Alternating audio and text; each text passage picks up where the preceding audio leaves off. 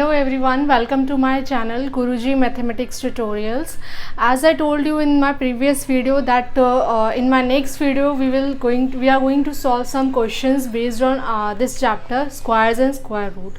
Okay, so same thing हम आज के वीडियो में करने वाले हैं. हम कुछ क्वेश्चन सॉल्व करने वाले हैं. जो भी टॉपिक्स हमने पढ़े हैं, Pythagorean triplet, how to find square और how to find square of any number, how to find the square root of any number. Okay, so ये सारी चीज़ें जो है वो हम कंटिन्यू करने वाले हैं. इस चैप्टर में कुछ क्वेश्चन सॉल्व करेंगे. ये सारे टॉपिक्स के ऊपर बेस्ड जो क्वेश्चंस होंगे. ओके, सो सबसे पहले मूव करते हैं हम एक्सरसाइज 6.1. ओके, इसमें हमारा जो फर्स्ट क्वेश्चन है वो हमारा क्या है, what will be the digit of the square of the following numbers. कुछ हमारे नंबर्स दिए हुए हैं, हमें उनके स्क्वायर्स के यूनिट डिजिट बताने हैं. ओके, तो अगर आपको याद हो, आपने मेरी प्रीवियस वीडियो देखी हो जो फर्स्ट इंट्रोडक्शन पार्ट है स्क्वायर्स एंड स्क्वायर रूट का, उसमें मैंने आपको बताया था कि अगर हमें किसी भी नंबर का स्क्वायर का यूनिट डिजिट फाइंड करना है तो we will follow these first two 10 squares. Okay, ये हमें याद होने चाहिए.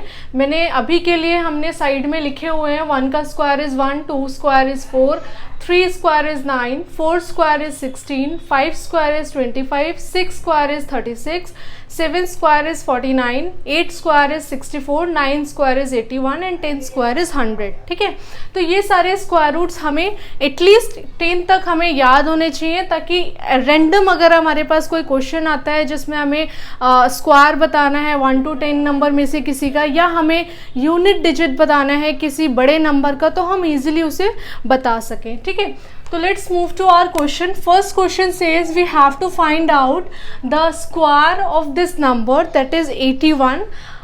we have to tell the unit digit of square. okay, let us say जो भी हमारा नंबर होगा x y z dash. okay, suppose this is the unit digit of this number, square of this number. okay, so हमें ये बताना है. तो मैंने क्या बताया था कि अगर कोई नंबर है उसका यूनिट डिजिट जो होगा, उसके स्क्वायर में जो यूनिट डिजिट होगा that will be the same जब हम इसका स्क्वायर करेंगे उसका जो यूनिट डिजिट होगा. ठीक है, तो अगर मैं यहाँ पर देखूँ 81 का यूनिट डिजिट क्या है, 1 है. 1 का स्क्वायर क्या होता है, 1. ओके, और हमें 1 कब मिलता है, जब हमारा 9 का स्क्वायर होता है. राइट, तो जब भी हम कोई ऐसा नंबर फाइंड आउट करेंगे, ऐसे नंबर का स्क्वायर फाइंड आउट करेंगे जिसके लास्ट में 1 या 9 आएगा, तो हमेशा उसके स्क्वायर में जो नंबर आएगा वो क्या होगा, 1 होगा. ओके, सॉरी 9 होगा. ओके, क्योंकि हमें यहाँ पे क्या मिल रहा है, यूनिट डिजिट 1 है तो हमें क्या मिल रहा है, 1 मिल रहा है. यूनिट डिजिट 9 है तो क्या मिल रहा है, हमें 1 मिल रहा है. राइट, तो जब भी यूनिट डिजिट 1 होगा या 9 होगा, हमें उसके स्क्वायर में क्या मिलेगा, ऑलवेज 1. ओके, तो इसका इसी कंक्लूजन से हम क्या, इसी जो हमने थ्योरी है इससे क्या कंक्लूड कर सकते हैं कि 81 का जो स्क्वायर होगा उसका जो यूनिट डिजिट होगा that will be 1. Okay, let's move to the next question. It is 272. Okay, तो हमारा यूनिट डिजिट क्या है इस नंबर में, 2 है. राइट, अब हमें क्या करना है, इस 2 का स्क्वायर देखना है. 2 का स्क्वायर क्या होता है, 4. यहाँ पे एक ही यूनिट डिजिट है, that is the single unit digit 4. तो इसका जो स्क्वायर होगा उसके जो यूनिट डिजिट में नंबर होगा that will B also 4. Okay, इसी तरह से अगर मेरे पास कोई और एग्जाम्पल है, लेट अस से 5 times 5 suppose I am having, और मुझे इसका स्क्वायर का यूनिट डिजिट बताना है. अगर आप इसे सॉल्व करने बैठोगे तो it will B long calculation. Right, उसे सॉल्व करने में बहुत टाइम लग जाएगा और मिस्टेक्स होने के चांसेस बहुत ज़्यादा हैं. राइट, तो अगर मुझे इस नंबर का स्क्वायर का यूनिट डिजिट बताना हो तो यूनिट डिजिट यहाँ पर क्या है, 5 है. 5 के यूनिट डिजिट में क्या आता है, 25 आता है.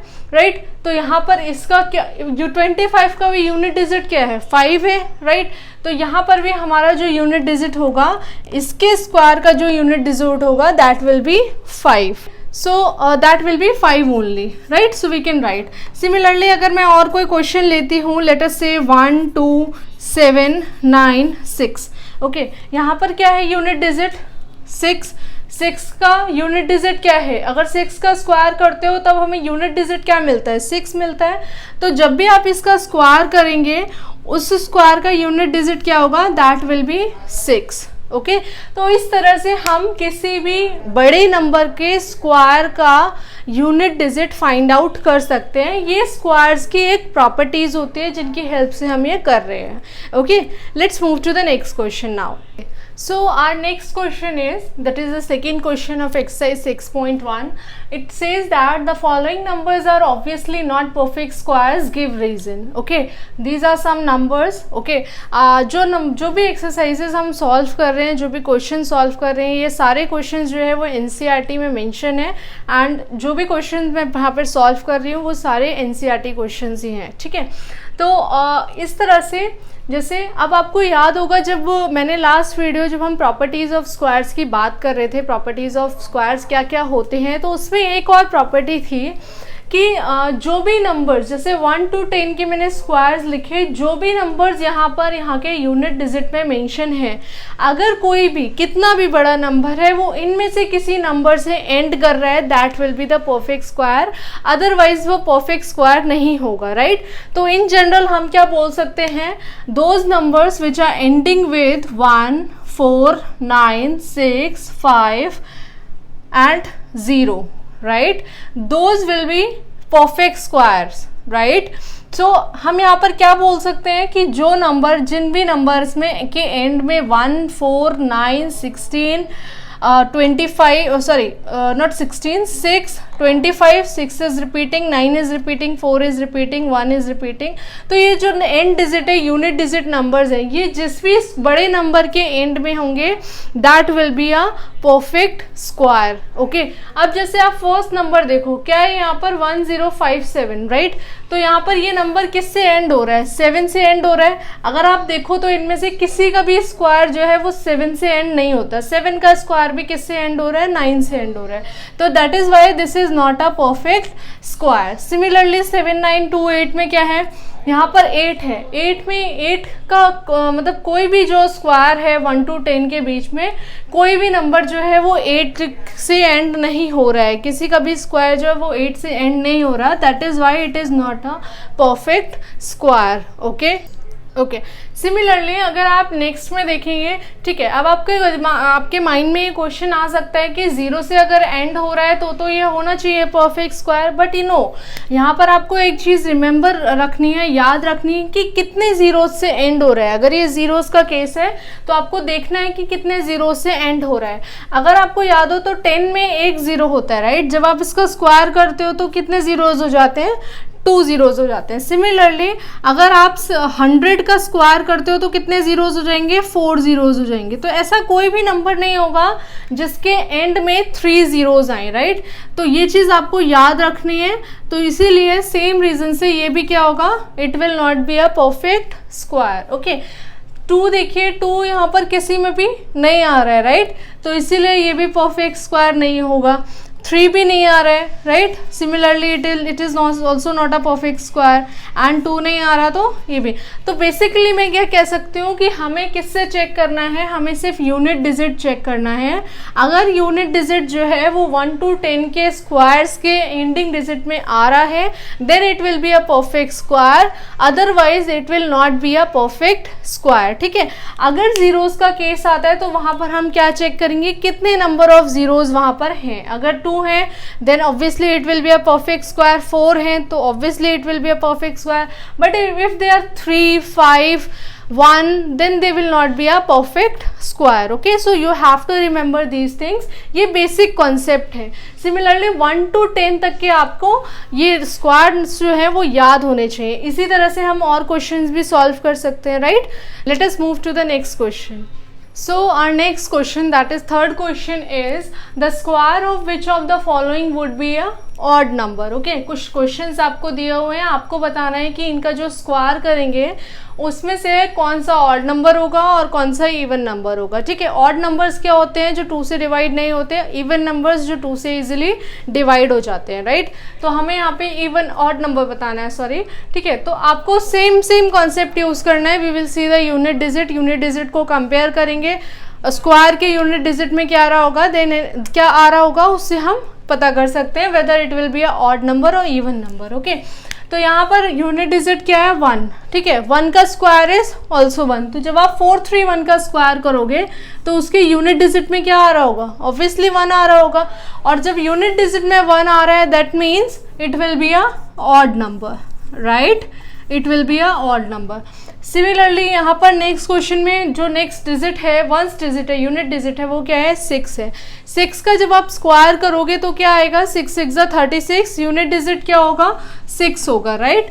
तो सिमिलरली नॉट सिमिलरली, ये क्या होगा आपका, ये आपका होगा इवन नंबर, ठीक है, इसका जो भी स्क्वायर होगा that will be a even number. Next 9 का आप स्क्वायर करोगे, 9 9 से 81, एंड में क्या आता है यूनिट डिजिट एट 1, तो ये क्या होगा आपका ऑड होगा, राइट। इसी तरह से यहाँ पर चेक करेंगे, यूनिट डिजिट क्या है 4 है, 4 का स्क्वायर का यूनिट डिजिट होता है 6, तो ये क्या होगा आपका इवन नंबर होगा, ठीक है। तो हमें क्या बताना था क्वेश्चन में कि ऑड कौन सा होगा, then it will be first and third, ठीक है। तो इस तरह से हम ये चेक कर सकते हैं कि इसके स्क्वायर में, इसका जब स्क्वायर करेंगे तो जो नंबर मिलेगा आपको वो ऑड होगा या इवन होगा, that we can also check easily, okay. ये सारी जो मैं बात कर रही हूँ ये सारे क्या हैं आपके प्रॉपर्टीज हैं स्क्वायर्स की, इवन नंबर्स की, ऑड नंबर्स की, okay. Let's move to the next question now. So question number 4, 5 and 6 of this exercise is very easy, you can just go through it, okay। आप उसको fill कर सकते हैं, बहुत easy है, patterns के ऊपर question है तो easily you can do, okay। Next question is question number 7, without adding find sum. Question से इज आपको बिना ऐड किए इनको ऐड करना है, ओके। तो अगर आपको याद हो there is one more property in this squares, okay, in this same chapter, that sum of n odd numbers will be n square, okay. What is the property, sum of n odd number will be n square, okay। So if there are 3 odd numbers then it will be 3 square, that is 9. If there are 5 then it is 5 square, that is 25, okay। So how many numbers are there, how many odd numbers are here, 1 2 3 4 5, okay। So how I'll write a 5 square, that is 25. So sum of all these numbers will be 25. You can cross check as well.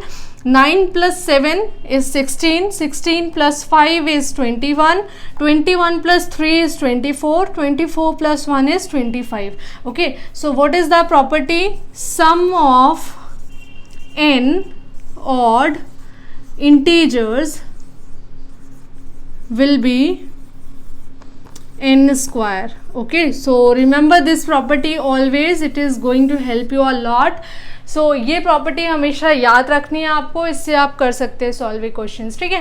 Next similarly क्या आपको add करना है, इनको add करना है without adding, यहाँ पर आपको फाइंड सम फाइंड करना है। तो कितने नंबर्स हैं, 1 2 3 4 5 6 7 8 9 10, ओके।